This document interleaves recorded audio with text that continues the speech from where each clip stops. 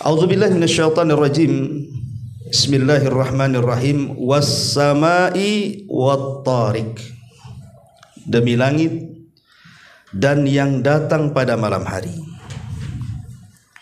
Wa ma adraka mat-tariq. Dan tahukah kamu apakah yang datang pada malam hari itu? An-najmu as-saqib, yaitu bintang yang bersinar tajam. In kullu nafsin lama, bisa dibaca lama tanpa tasdid, bisa dibaca lamah pakai tasdid. Ada dua qiraah di sini. In kullu nafsin lama 'alaiha hafid, atau in kullu nafsin lamma 'alaiha hafid. Maka hendaklah manusia, setiap jiwa itu, in kullu nafsin, setiap jiwa itu, lamma 'alaiha hafid, pasti ada penjaganya. Falyanzuril insanu mimma khuliq, maka hendaklah manusia memperhatikan dari apa yang diciptakan. Khuliqa mimma indafiq yakhruju min bainis sulbi wat taraib. Dia diciptakan dari air mani yang terpancar yang keluar di antara tulang sulbi dan tulang dada. Taib, sampai di sini dulu. Ma'asyiral muslimin yang dimuliakan Allah Subhanahu wa taala. Sebelum saya menjelaskan sedikit tafsir daripada surah At-Tariq ini, kita akan menjelaskan asbab nuzulnya dulu. Sebagian ulama tafsir mengatakan asbab nuzul dari surah At-Tariq ini, jadi ketika Nabi SAW sedang duduk-duduk bersama pamannya Abu Talib, duduk-duduk di luar di malam hari yang kebetulan ketika itu cuaca lagi bagus dan bintang lagi bertebaran di atas langit. Tiba-tiba kemudian dikejutkan dengan satu bintang yang cahayanya itu sangat tajam sekali. Maka Abu Talib pun kemudian terperanjat, kok ada bintang cahayanya sangat tajam sekali, seolah-olah dekat dengan bumi. Maka kemudian Nabi SAW terdiam sampai akhirnya datang Jibril menurunkan surah At-Tariq ini. Dan Allah berfirman was-sama'i wat-tariq. Itu diantara sebab turun surah At-Tariq ini. Adapun tentang keutamaannya, yang pertama bahwa surah At-Tariq ini tadi sudah dijelaskan, dia bagian daripada surah Al-Mufassal Al-Awsat. Dia surat pendek pertengahan. Itu keutamaannya, surat pendek pertengahan, di mana Nabi SAW sab'ut tiwal, kemudian al-mi'un, ayat yang di atas 100, kemudian al-mathani, ayat yang di bawah 100, dan al-mufassal itu ayat yang pendek-pendek. Ini bukan karya atau karangan-karangan para ulama, tidak. Tetapi ada hadis masalahnya. Hadis ini dikeluarkan dalam Musnad Imam Ahmad dengan sanad yang hasan dari seorang sahabat namanya Wasilah bin Asqa. Wasilah ibn Asqa, Nabi SAW bersabda, utitu makanat tauratis sab'i wa utitu makanat zaburil mi'in wa utitu makanal injil al-mathani wa fuddiltu bil mufassal. Kata Nabi SAW, aku diberikan surat-surat yang setandar dengan Injil, setandar dengan Taurat, artinya sama dengan Taurat isinya, yaitu 7 surat yang terpanjang dalam Quran. Jadi At-Taurat itu sama dengan 7 surat dalam Quran tadi yang saya sebutkan.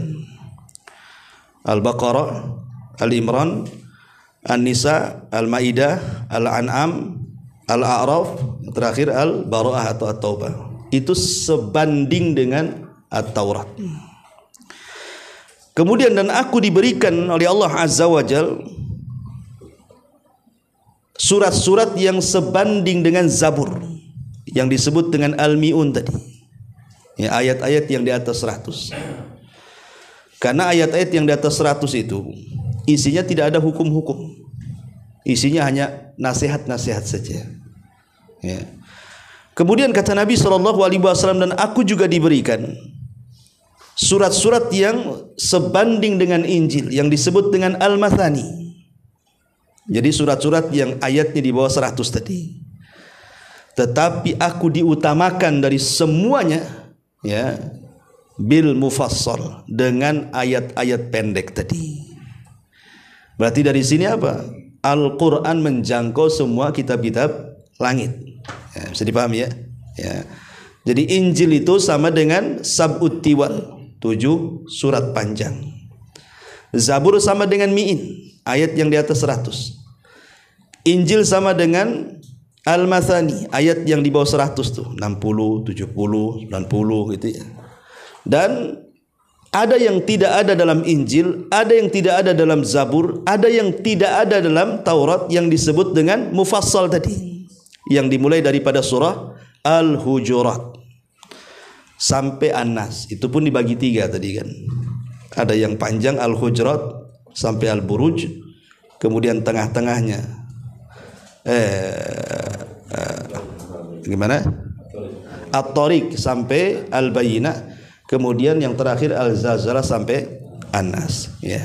Itu diantara keistimewaan surah At-Tariq di sini, karena dia bagian daripada mufassal, dan itu adalah mukjizat yang Allah Subhanahu wa taala berikan kepada sallallahu alaihi wasallam. Biasa membaca surah At-Tariq ini di dua salat dalam setiap harinya, zuhur dan asar. Itu Rasul selalu, ya, membaca surah At-Tariq apabila dia salat zuhur ataupun salat asar.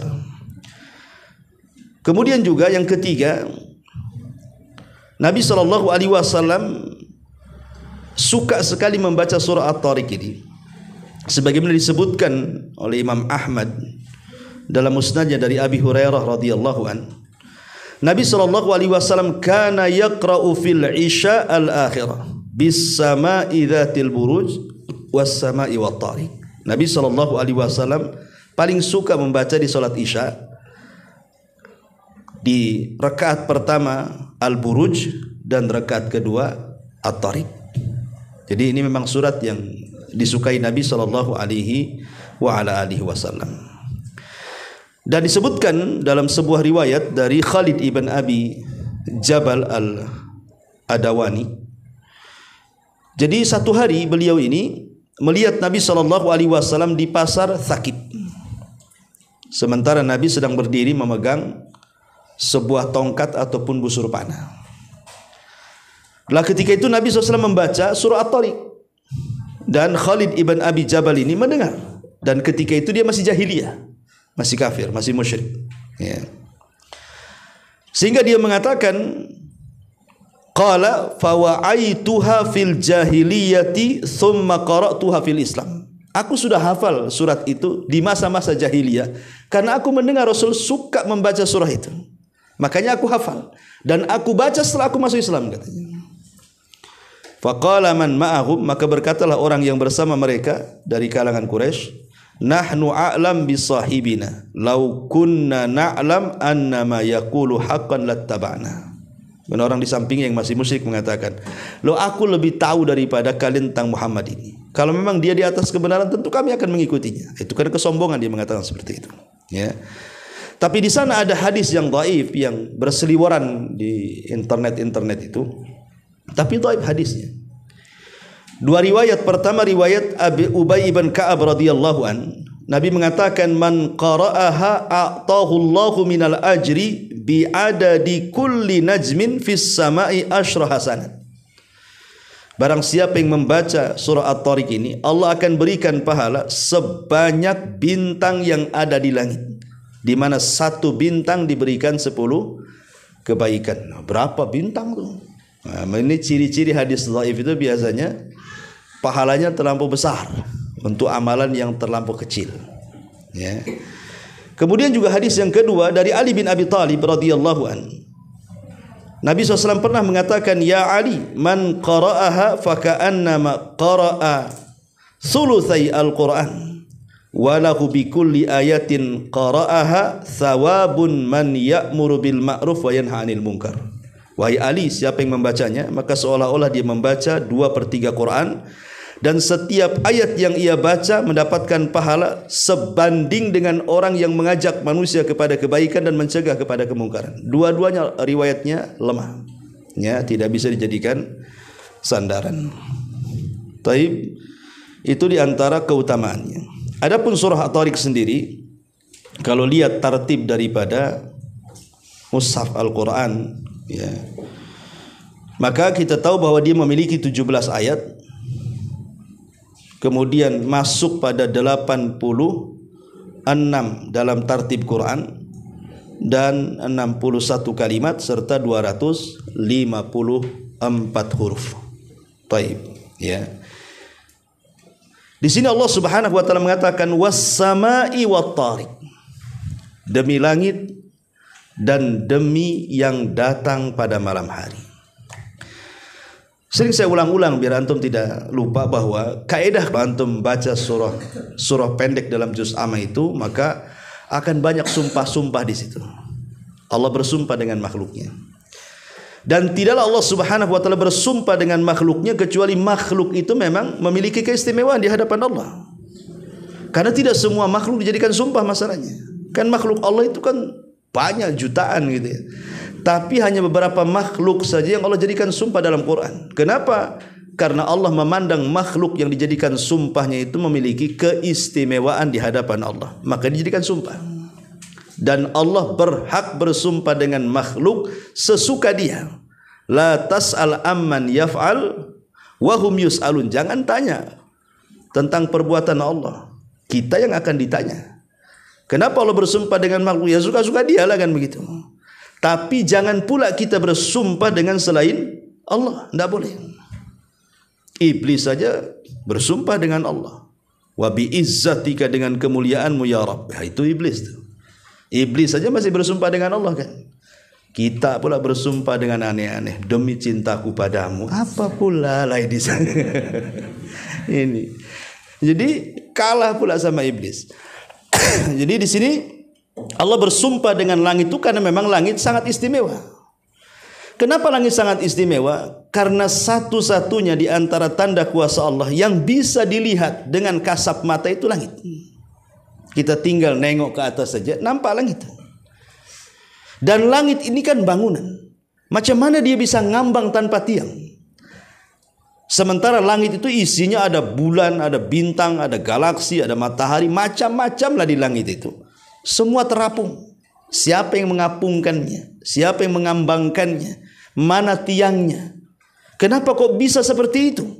Kalau bukan kuasa Allah, kuasa siapa? Artinya bahwa langit itu sebenarnya kalau kita menatap ke atas, harusnya makin tebalah keimanan atas kuasa Allah Subhanahu wa taala di alam semesta ini, bahwa Allah itu ala kulli syai'in qadir, atas segala sesuatu maha mampu. Was-sama'i wat-tariq. Kalimat at-tariq yang datang di malam hari. Kalimat at-tariq itu diambil dari kalimat at-tarku. Tarku itu artinya mengetuk. Ya, jadi kalau antum mengetuk pintu disebut tarkul bab. Jadi kalau saya gini kan, disebut at-tarku namanya, mengetuk. Ya. Jadi ketika Allah Subhanahu wa taala mengaitkan langit dengan at-tariq ini, dan tariq secara bahasa at-tarku mengetuk, menunjukkan bahwa langit itu punya pintu. Jadi langit itu ada pintu masuk, ada pintu keluar. Tidak sembarang orang itu bisa naik ke atas langit. Makanya dulu pernah saya ceritakan tentang kisah Neil Armstrong yang naik ke bulan. Pertanyaannya, bulan itu di bawah langit atau di atas langit? Kalau bulan di bawah langit, boleh. Mungkinlah Neil Armstrong sampai ke bulan. Ya, walaupun ini masih diragukan. Baik para ulama sendiri seperti Al-Imam Asy-Syinkiti dalam kitabnya Adwa'il Bayan meragukan kalau ada orang yang sampai naik ke bulan itu. Apalagi di zaman dulu itu kan tidak secanggih pesawat di zaman sekarang. Kalau zaman sekarang kan canggih-canggih pesawatnya. Harusnya di zaman sekarang yang naik ke bulan banyak lah kan itu. Kalau dulu kan belum canggih, apalagi pesawat yang naik ke bulan itu 3 pesawat diapit. Sehingga timbul pertanyaan, macam mana cara mendaratnya? Adakah bandara di sana? Macam mana cara turunnya? Gitu ya. Belum lagi bendera yang ditancapkan rupanya berkibar-kibar lagi kan itu ya. Akhirnya kemudian timbullah persepsi yang macam-macam. Ada yang mengatakan tak yakin Neil Armstrong naik ke bulan, ada yang mengatakan yakin naik ke bulan kan itu. Oke lah, teorinya kita katakan dia naik ke bulan. Sekarang pertanyaannya, bulan ini ada di mana? Kalau posisi bulan itu di bawah langit, mungkin saja Neil Armstrong sampai ke bulan.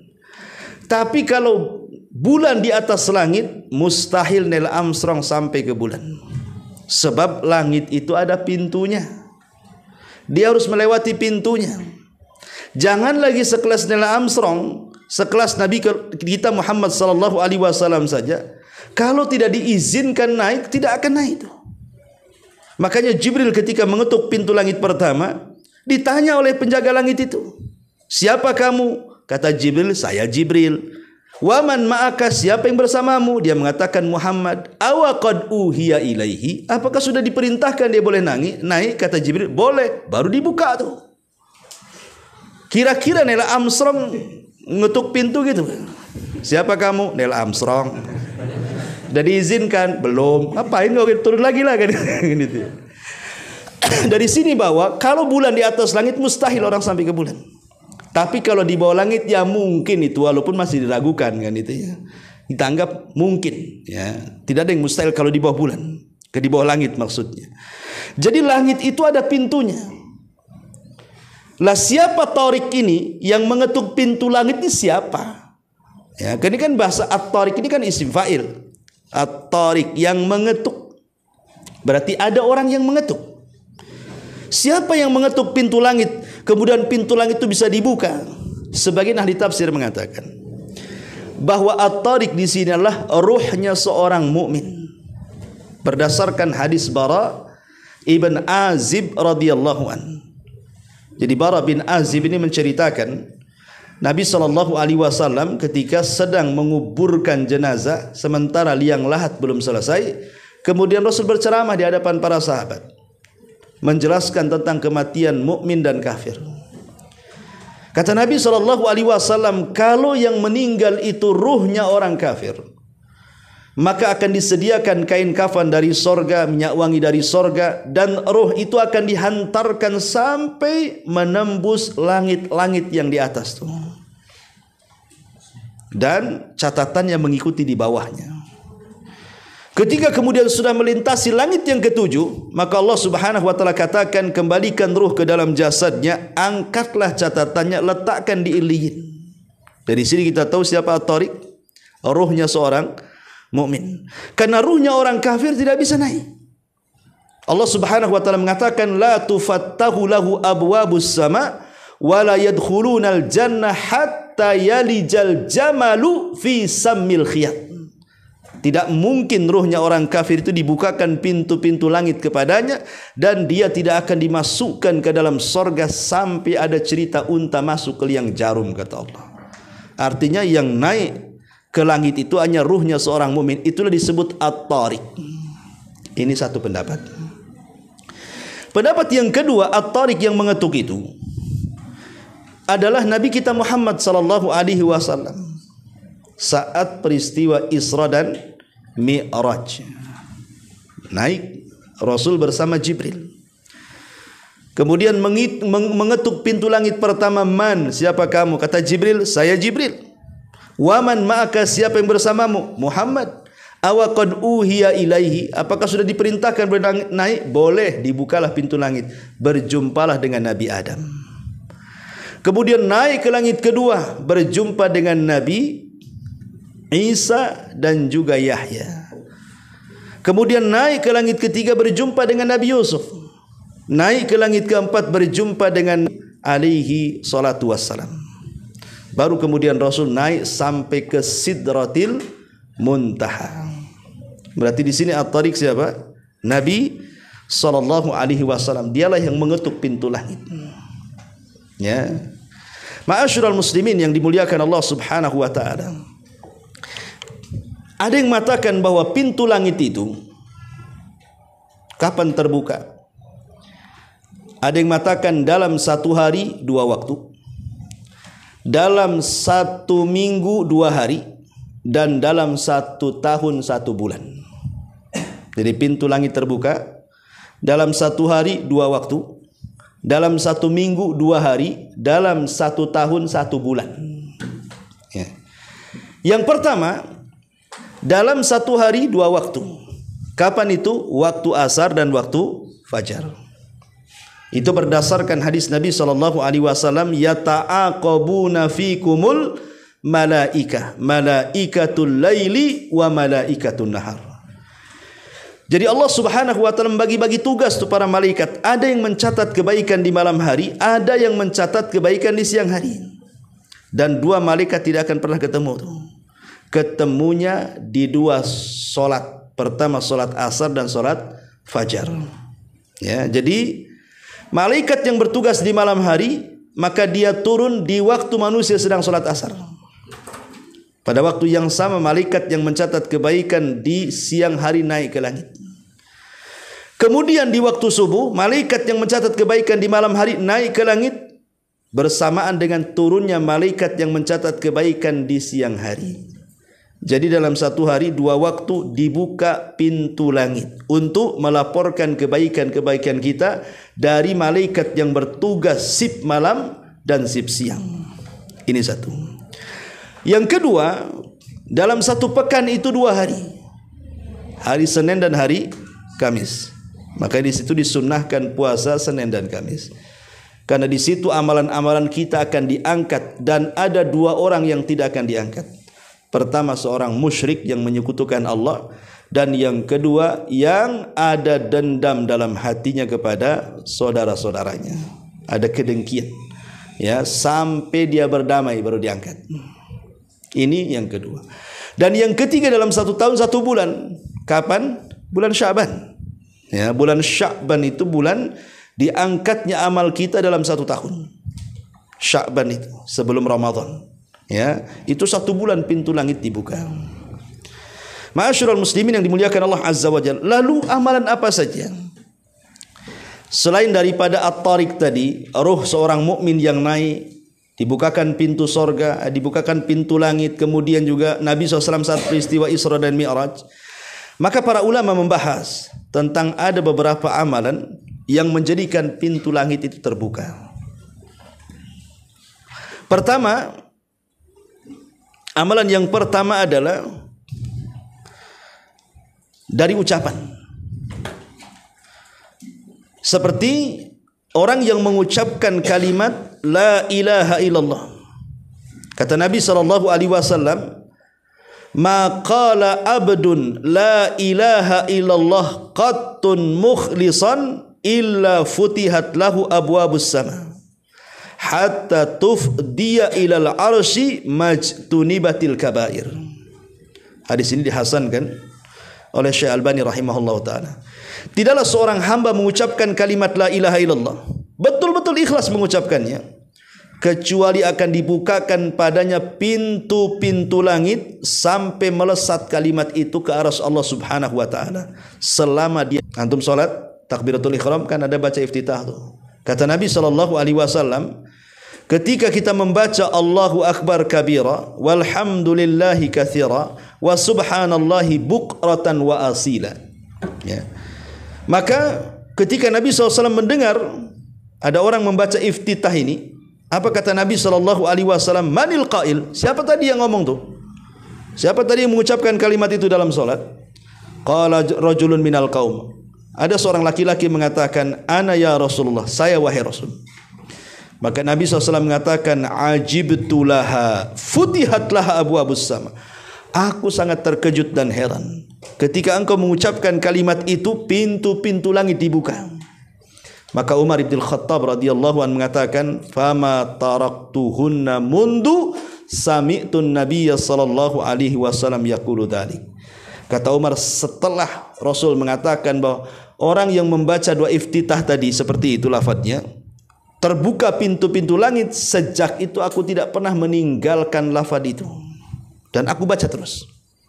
Ya, Allahu akbar kabira walhamdulillahi katsira wa subhanallahi bukratan wa asila. Ya. Tapi kata Syekh Utsaimin rahimahullahu taala, sebaiknya karena lafaz-lafaz iftitah itu kan banyak jenisnya, maka boleh sekali-kali yang ini, sekali-kali yang itu, supaya kita mengamalkan semua sunnah Nabi sallallahu alaihi wasallam, seperti Allahumma ba'id baini wa baina khotoyaya. Itu juga termasuk iftitah. Ya. Taib. Kemudian yang ketiga, ketika kita membaca alhamdulillahi hamdan katsiran tayyiban mubarakan fi. Alhamdulillahilladzi hamdan katsiran tayyiban mubarakan fi. Disebutkan dari Abdul Jabbar Ibn Wa'il, dari bapaknya, dia mengatakan, aku salat bersama Nabi sallallahu alaihi wasallam. Tiba-tiba kemudian seorang laki-laki membaca alhamdulillahi hamdan katsiran tayyiban mubarakan fi. Maka selesai salat, Nabi mengatakan, man dalladzi qala hadza? Siapa tadi yang mengatakan kalimat itu? Qala rajul, laki-laki mengatakan, ana ya Rasulullah. Wa ma aradtu ilal khair, aku tidak menghendaki kecuali kebaikan wahai Rasul. Maka Nabi SAW mengatakan, laqad futihat laha abwabus sama. Sungguh ucapan yang kau ucapkan itu telah membuka pintu-pintu langit di sana. Kapan dibaca ini? Setelah ruku. Ya. Setelah ruku dibaca. Alhamdulillah hamdan katsiran tayyiban mubarakan fi. Kemudian yang keempat, saat menunggu salat. Kalau tadi ucapan, sekarang masuk ke perbuatan. Ya. Menunggu salat. Dari Abdullah ibn Amr, dia mengatakan, "Shallaina ma'an Nabi sallallahu alaihi wasallam dzata lailatin. Fa aqaba man aqaba, ay jalasa muntadiran li salatil isya. Wa raja'a man raja'a. Fa jaa'a Rasulullah sallallahu alaihi wasallam qabla an yathuba an-nasu li salatil isya. Fa jaa'a wa qad hafazahu an-nafsu rafi'an isba'aihi hakadha. Wa aqada tis'an wa ishrina wa ashara bi asba'is sababati ila sama wa huwa yaqul abshiru ma'syaral muslimin hadza rabbukum azza wa jal qad fataha baban min abwabis sama. Jadi ketika para sahabat menunggu salat Isya, intinya hadis ini, sahabat menunggu salat Isya, lamalah Nabi itu enggak datang-datang, ya, karena seafdol-afdolnya waktu Isya itu kan tengah malam. Ya, jadi kalau ingin mengambil keutamaan waktu, maka ambillah tengah malam. Tapi kenapa salat Isya sekarang ini selepas maghrib beberapa menit atau jam gitu, kemudian masuk Isya itu mengambil keutamaan jamaah, ya. Jadi ada keutamaan jamaah, ada keutamaan waktu, ya. Kalau ingin keutamaan jamaah, ya tadi manusia hanya bisa melaksanakan ya setelah maghrib kan gitu, ya. Ya, setelah maghrib masuk waktu Isya, itulah keutamaan jamaah. Tapi bagi antum yang kemudian tidak sempat jamaah karena ada udhu, tidak mendapatkan keutamaan jamaah. Tapi bagaimanapun keutamaan jamaah lebih utama dibandingkan keutamaan waktu, begitu. Karena sholat Isya ini boleh diakhirkan. Pamannya ada tamu jauh, ulama membolehkan antum tidak jamaah. Pamannya ada tamu jauh, ya baru datang, dia mendesak ngobrol dengan antum, akhirnya waktu Isya kan. Tidak apa-apa antum tidak sholat Isya ke masjid. Boleh antum itu menghadapi tamu dalam kondisi-kondisi ada hajat kan itu, ya. Maka nanti ambil salat Isyanya tengah malam, mengambil keutamaan waktu gitu maksudnya. Lah para sahabat ini menunggu Rasul lama tak datang, ada yang masih duduk, ada yang pulang jadinya. Lah ketika Nabi SAW sudah bangkit, para sahabat itu sudah mulai menguap, sudah ngantuk tuh.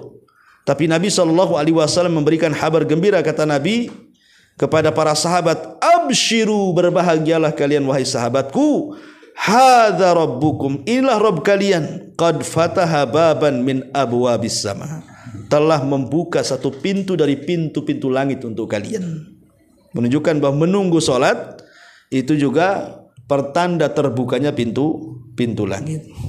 Kemudian yang nomor 5 adalah apabila posisi kita teraniaya, terzalimi.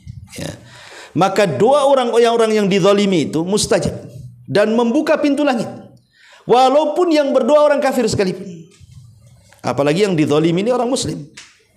Ya, orang kafir sendiri kalau dia berdoa dan dia dari pihak teraniaya, pintu langit terbuka.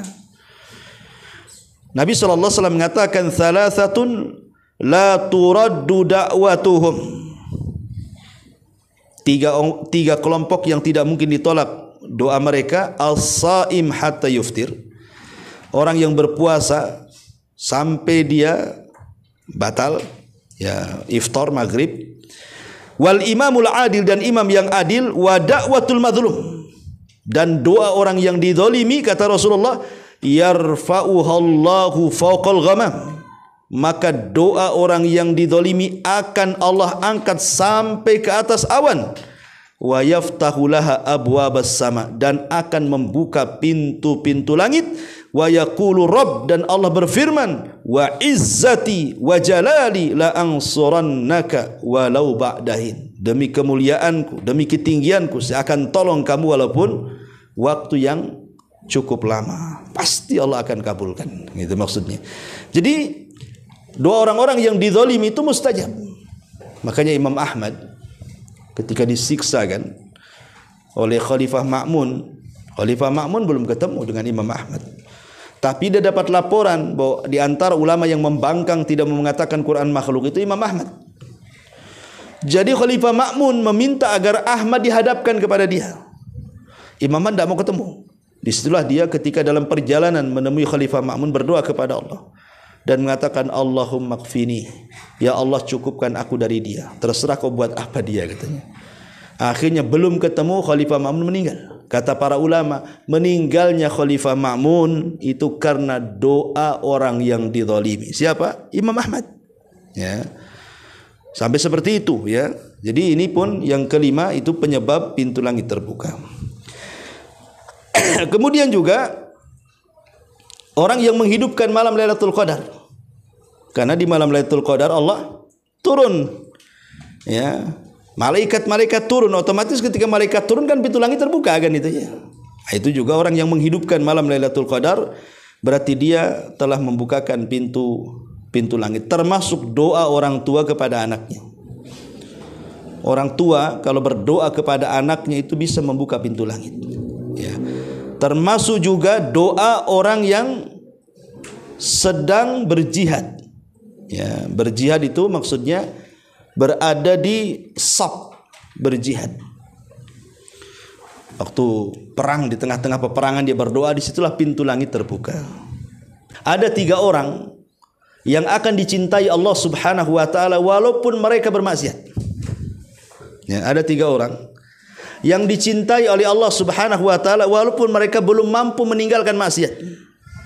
Siapa orang ini? Pertama, orang yang berperang. Ketika selesai perang dia tak mau pulang. Dia tetap menjaga perbatasan. Yang kedua, orang yang memiliki istri cantik, kemudian tempat tidur yang empuk, tapi dia habiskan malamnya untuk qiyamul lail. Dia tinggalkan syahwatnya. Dan yang ketiga, orang yang safar. Di tengah-tengah letihnya dia safar, dia masih menjalankan sholat-sholat sunnah di tengah jalan. Maka 3 orang ini, kata Nabi SAW, akan dicintai Allah walaupun masih belum bisa meninggalkan maksiat. Maksudnya di sini bukan maksiat, bukan kesyirikan kan itu ya. Ya, dari sini ada kalimat orang yang berperang di sini. Ya. Taib. Kemudian juga tadi disebutkan doanya imam yang adil itu juga membuka pintu langit. Kemudian doanya orang berpuasa saat iftar, ya, umpamanya Senin Kamis itu kan menjelang 5 menit sebelum berbuka ataupun 10 menit menjelang berbuka. Disitulah berdoa kepada Allah, karena disitulah pintu langit bagi dia itu terbuka. Ya, bagi dia maksudnya yang berpuasa, bukan untuk semuanya, tidak ya. Nah, ini diantara hal-hal yang bisa membuka pintu langit. Ya. Kemudian juga waktu-waktu khusus adalah sepertiga malam akhir. Sepertiga malam akhir itu pintu langit terbuka. Dan Allah Subhanahu wa taala menawarkan kekuasaannya dan mengatakan man yad'uni fa astajibalah wa man yas'aluni fa utiya wa man yastaghfiruni fa aghfirlah. Siapa yang berdoa aku kabulkan, siapa yang minta aku kasih, siapa yang minta ampun ku ampuni. Maka sepertiga malam akhir ini kalau berdoa mustajab, karena itu waktu yang sangat afdal di mana para malaikat turun, Allah juga turun dan pintu-pintu langit terbuka. Ya. Dan ada yang mengatakan juga dimulai dari pertengahan malam. Pintu langit itu sudah dibuka berdasarkan riwayat yang lain. Kemudian juga ketika iqamah salat. Ketika iqamah salat. Kata Nabi SAW, idza thuwiba bis salati, apabila salat sudah ditegakkan, ya, futihat abwabus sama, maka pintu-pintu langit akan dibuka, wastujibat doa, dan doa-doa akan dikabulkan. Termasuk juga ketika mendengar azan. Ketika mendengar azan, Nabi mengatakan idza nudiya bis salati, apabila dikumandangkan azan, futihat abwabus sama, maka pintu-pintu langit akan dibuka, wastujibat doa, dan doa-doa akan dikabulkan. Makanya jangan tinggalkan doa selepas azan, antara azan dan qomat, gitu ya. Termasuk juga secara umum adalah datangnya bulan Ramadan. Permulaan bulan Ramadan, maka Nabi SAW mengatakan idza dakhala syahrul Ramadan futihat abwabus sama wa ghuliqat abwabu jahannam wa sulsilatis syayatin. Apabila masuk bulan Ramadan, pintu-pintu langit dibuka, pintu-pintu jahanam ditutup, dan setan-setan diborgol. Taib. Ini satu penafsiran secara bahasa kalimat at-tariq. Ya. Tetapi ma'asyiral muslimin yang dimuliakan Allah Azza wa Jalla, sebagian ulama mengatakan bahwa yang dimaksud tariq di sini adalah sesuai dengan tafsir ayat dengan ayat. Karena setelahnya kan dikatakan was sama'i wat tariq, demi langit dan yang datang pada malam hari. Ya. Kenapa tariq itu datang pada malam hari? Sebab saya contohkan begini, kalau antum pakai sandal berjalan di siang hari, semua orang pakai sandal, mungkin suara sandal kita nggak akan terdengar kan, karena sudah bercampur banyaknya sandal yang melangkah. Tapi kalau di malam hari tidak ada orang melangkah kecuali antum, pasti kita kedengaran orang yang datang, mungkin sandalnya berisik tak tak tak kan. Tapi kalau siang hari kan tidak bisa, karena terlampau banyak orang yang berjalan kan. Kalau di malam hari kan jarang, 1-2 saja. Lah, orang yang berjalan di malam hari, yang datang di malam hari itu, itulah disebut tariq tadi. Dan orang yang datang di malam hari itu ada 2 macam. Ada yang membawa kebaikan, ada yang membawa keburukan. Kalau dia membawa keburukan, kita beristi'adzah. Dari sini Allah mengatakan min syarri ghasiqin idza waqab. Kita berlindung dari keburukan malam hari. Ya, karena di malam hari itu boleh jadi ada rampok masuk rumah, kan enggak tahu kan? Ada ular masuk rumah, kalajengking masuk rumah, macam-macam bisa masuk rumah yang bisa membahayakan kita. Makanya kita berlindung dari yang datang di malam hari dan membawa keburukan. Ya, tetapi kalau seandainya datang di malam hari itu tidak membawa keburukan dan membawa kebaikannya, tidak ada masalah. Ya, di sini yang maksud demi langit dan yang datang di malam hari. Wa ma adraka mat-tariq. Kalimat adrak dalam bahasa Arab itu fi'lul madhi. Fi'lul mudhari'nya wa ma yudrik. Kalau disebut adrak, pasti setelahnya Allah kasih tahu tuh. Ya, tahukah kamu apa yang datang di malam hari itu? Nanti Allah kasih tahu setelahnya. Kalau pakai fi'il madhi, adrak. Tapi kalau pakai fi'il mudhari' biasanya enggak dikasih tahu. Apa setelahnya enggak dikasih tahu. Surat ketika disebut adrak tidak dikasih tahu setelahnya. Surah Al-Haqqah. Al-Haqqatu mal-Haqqah wa ma adraka mal-Haqq, setelahnya enggak dikasih tahu. Cuma 1 surat itu saja. Tapi umumnya kalimat adrak itu pasti setelahnya dikasih tahu oleh Allah Azza wa Jalla. Tapi kalau menggunakan fi'il mudhari, setelahnya pasti enggak dikasih tahu. Hanya Allah saja yang tahu. Seperti ketika Allah mengatakan wa ma yudrik la alla sa'ata taqumu qariba. Boleh jadi kiamat itu akan tegak dalam waktu dekat. Kapan dalam waktu dekatnya? Ya kan? Enggak jelas kan gitu ya. Karena tidak ada yang tahu kapan kiamat kecuali Allah. Tapi kalau kalimat adrak pasti setelahnya Allah kasih tahu. Inilah yang disebut dengan tafsir Quran dengan Quran namanya. Wa ma adraka mat-tariq an-najmu tsaqib. Berarti penafsiran at-tariq di sini berdasarkan Quran adalah bintang yang bersinar tajam. Walaupun ada sebagian ulama mengatakan Tariq itu nama bintang. Kalau antum ambil handphone, lihat di internet atau lihat di YouTube gitu ya, antum tulis saja bintang Tariq. Nah, nanti akan muncul tuh. Ada yang mengatakan Tariq itu nama bintang. Nama bintang yang mengetuk ada suaranya. Makanya ada dulu seorang astronom yang naik ke langit, ya kan? Kemudian dia mendengar suara ketukan di langit. Setelah dia kemudian membaca Quran, dia mengatakan, oh boleh jadi suara ketukan di langit itu adalah suara bintang yang disebut Tariq, katanya kan itu. Akhirnya dia masuk Islam. Ya. Tapi ada yang mengatakan bahwa pendapat yang kuat bukan, Tariq ini bukan nama bintang. Tapi Tariq itu adalah semua bintang yang ada di langit yang memancar dengan tajam disebut Tariq. Itu maksudnya. Itu pendapat yang kuat wallahu alam. Karena di sini Allah mengatakan an-najmu saqib, bintang yang tajam. Taib. Karena sudah jam 9 lebih. Kita akhiri dengan bintang saja. Bintang ini ma'asyiral muslimin yang dimuliakan Allah Azza wa Jalla memiliki 3 fungsi kan. Pertama, sudah saya jelaskan bintang itu penghias langit. Kalau langit bertabur bintang itu indah. Langit tanpa bintang mengerikan. Hujan nih, hujan. Nah, gitu ya biasanya orang kan. Tapi kalau ada bintang, oh rasanya luar biasa indahnya langit. Makanya terkadang kita lihat di putkot gitu kan, banyak lampu-lampu hari ini itu, ya kan? Terbentang-bentang lampu disco, lampu apa di putkot tuh. Dari mana punya ide coba supaya indah itu warungnya? Kalau nggak nengok langit, kan awalnya nengok langit kan. Nah bagus juga ini, kayak bintang-bintang. Saya buat bintang juga lah di warung saya. Gitu kan. Jadi terkadang langit itu bisa, bintang itu jadi inspirasi orang untuk membuat keindahan. Jadi fungsi bintang itu mengindahkan langit. Yang kedua, fungsi bintang itu untuk pengarah. Kompas bahasa kitanya. Karena zaman baheula itu kan belum ada Google Map, belum ada kompas. Kalau di malam hari orang tersesat, pasti mereka akan melihat bintang. Kalau di siang hari mereka tersesat, pasti akan melihat gunung. 2 saja kompasnya orang dulu.